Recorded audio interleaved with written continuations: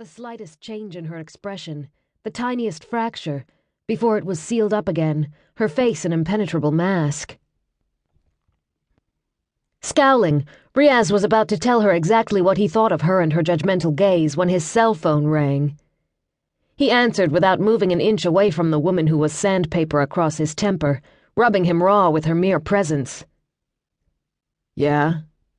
My office," Hawk said. "Need you to head out, do a pickup. Be there in 2.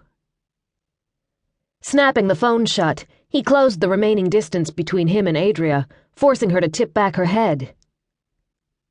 "We will," he said, realizing those striking blue eyes with an edge of purple had streaks of gold running through them, beautiful and exotic.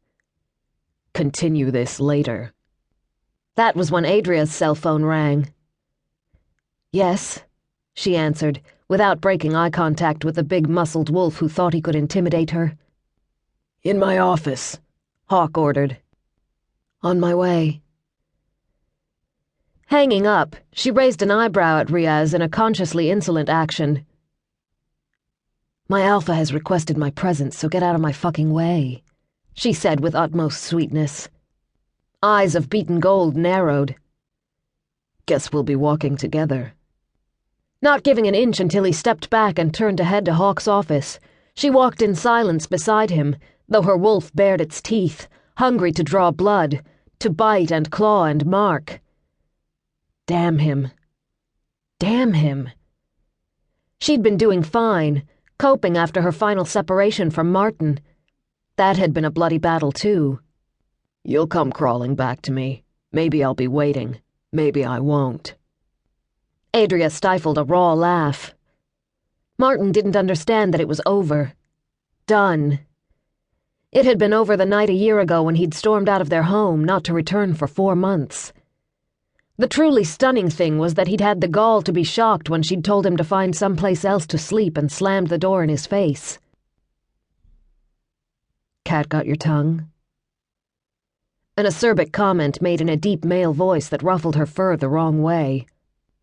"Go bite yourself," she muttered, in no mood to play games. Her skin felt too sensitive, as if she'd lost a protective layer, her blood too hot. "Someone should bite you," Riaz responded in a near snarl. "Pull that stick out of your ass at the same time." Adria growled just as they reached the open door to Hawk's office. The alpha looked up at their entrance, open speculation in blue eyes so pale they were those of a wolf given human form. However, when he spoke, his words were pragmatic. "You 2 free to go for a drive?" Adria nodded, saw Riaz do the same beside her.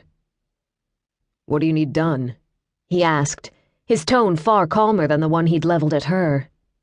"Mac and one of his trainee techs went up to do a routine service of the hydro station," Hawk told them, shoving back strands of hair the silver gold of his pelt in wolf form.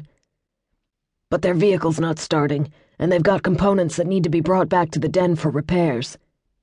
"No problem," Riaz said. "I'll take one of the SUVs, pick them up." Even as Adria was thinking the task was a one-person job, Hawk turned to her. "You're now one of the most senior people in the den."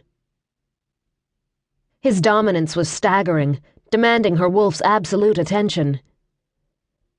"I'd like you to get reacquainted with the region, given that you haven't spent an extended period of time here since you turned 18. She nodded. "I'll ask Riley and Eli to work some time into my shift schedule." It was a necessary detour from her normal duties. Falling just below the lieutenants in the hierarchy, senior soldiers were often called upon to lead, and as a leader she had to know every inch of this land, not only the section she'd been assigned to during the battle. "It'd be better if I do it on foot." She'd see, scent, so much more. "You can explore in detail later on. I want you to have a good working knowledge of the area as soon as possible." He handed her a thin plasmap. "The trip up to the hydro station will take you through some critical sections, and you have certification in auto mechanics, correct?" "Yes." It had been an interest she'd turned into the secondary qualification all soldiers were required to possess. Later, it had kept her sane, the ability to fix broken